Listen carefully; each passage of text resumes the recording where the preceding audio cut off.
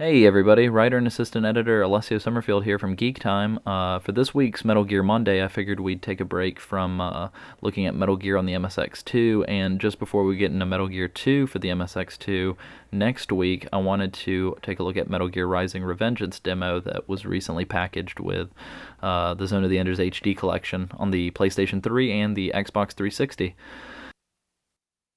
The setup for the demo that we're going to take a look at actually takes place a little bit into the game. As you can see from the screen, it gives a bit of backstory as to what's been going on. Just to sort of go over the bullet points really quickly, and for those of you who haven't been keeping up, Metal Gear Rising is sort of a spin-off series, but it does take place canonically 4 years after Metal Gear Solid 4 Guns of the Patriots.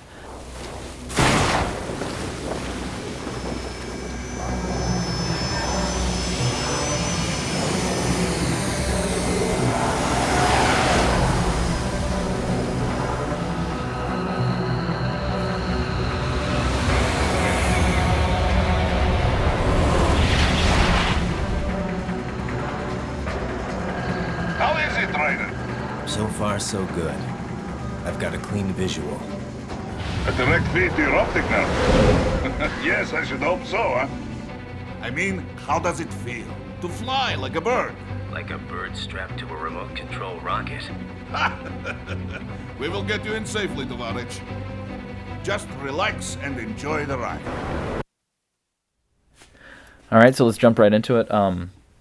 Right off the bat, the game plays a whole lot like Bayonetta, and it's like Bayonetta with an additional sort of like, I guess like Dead Space kind of, like cutting feature, but a lot more sort of fast-paced. The game is developed by Platinum Games along with Konami and Kojima Productions, so it does feel a lot like Bayonetta, feels a lot like Devil May Cry, and it plays well. It's a lot of fun. If anything, my major concern is that the slicing mechanic will get stale over time, so I'm hoping they'll kind of add things to it. And another thing is that the combo system is kind of lacking. I mean, all we have is square and triangle. There's not really a defend button, which kind of frustrated me in my first playthrough through. I kind of got my ass kicked. And so you sort of have to rely on this parry technique, which involves pushing in the left stick and hitting square at just the right moment, and it's kind of difficult to time, but when you pull it off, you can kind of get in with a counter, and in that way it's not reminiscent of Zone of the Enders, but like the fluidity of the combat is, which I can see why it would get packaged with Zone of the Enders HD collection. The game itself plays fairly straightforwardly, especially in the demo. We have this sort of like Gears of War looking environment, and then you run into this patch of enemies. You dispatch them, and then you're given a letter grade. Against a state-of-the-art cyborg like you, eh?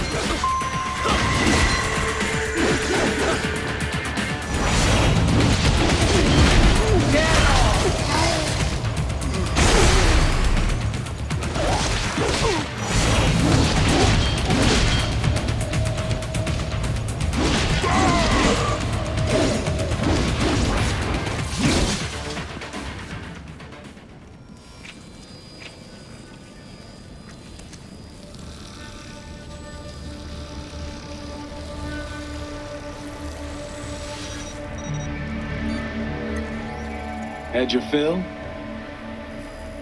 With this body, I could take these guys with no eyes. Intel wasn't exaggerating on the cyborg count.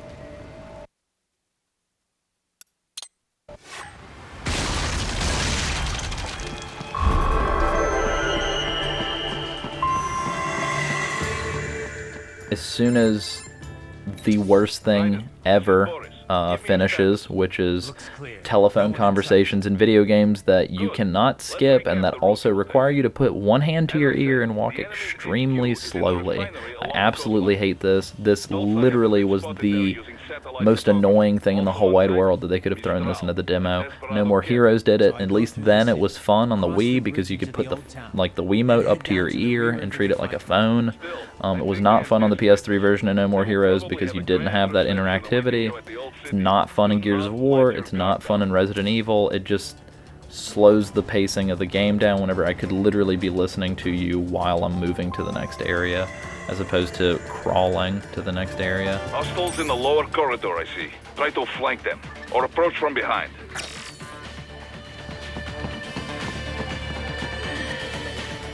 Anyway, after this part, as you see, really cool sort of execution from above, we enter the bigger open area of the demo. I'm not going to spoil too terribly much because I actually think it's kind of interesting to see the cutscenes as it happens, so that's why we kind of skipped prior cutscenes, and we're probably going to cut the demo off fairly short, but I wanted to show you guys the gameplay. There are some stealth mechanics. You can stealth kill, obviously, as you saw and as we're going to see, and on top of all of that, you get to fight tons of dudes in these wide open areas and kind of run around, and it's a lot of fun, especially whenever you throw in Metal Gear Ray. So, but let's quickly wipe this guy out.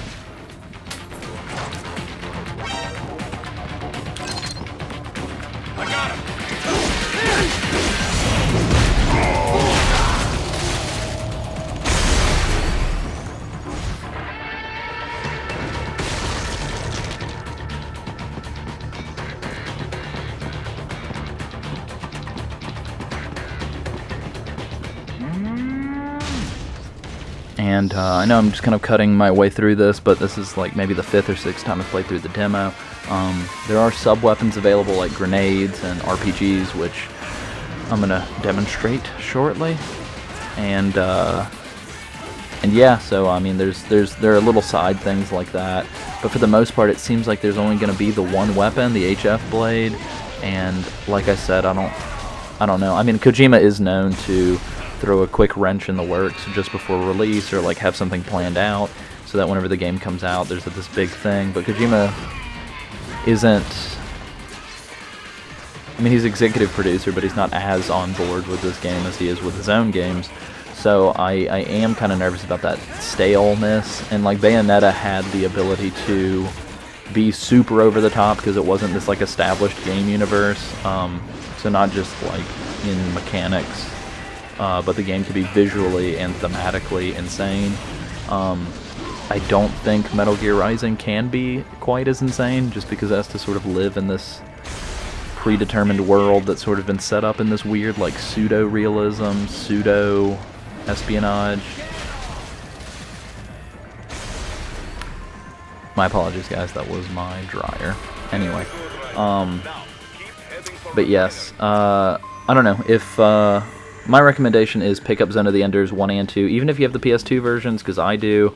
For the PlayStation 3, the frame rate on Second Runner is a little less spectacular than the 360 version, which is kind of frustrating. But really, if you've played the PS2 version of Zone of the Enders Second Runner, I mean, it's just as much, the game is just as much of a bit of a handful as it was on the PS2, as far as the amount of things that are happening on screen, visually and processor-wise. So it is a bit of a power horse, but pick up the HD collection, play the Metal Gear Rising demo. I'm probably going to pick up Rising day one, but I am on the fence as to whether or not it really will be a superb game. My prediction will probably be it gets about 7.8 or like 8.3 out of 10 tops. I really don't see this game being like a game of the year or like game changer or anything like that. But like I said, Kojima is known to sort of take the top off the box and blow all of our minds. So hopefully there's something in store for us like that. If not, even if the game is just more of this demo for like 8 hours, I think it'll be enjoyable. But like I said, if you're not that into beat 'em ups and you just like the traditional Metal Gear Solid, you might want to overlook this one. Thanks guys, and make sure you check back at www.geekti.me for more, and read our Metal Gear Monday article every Monday until I guess we've exhausted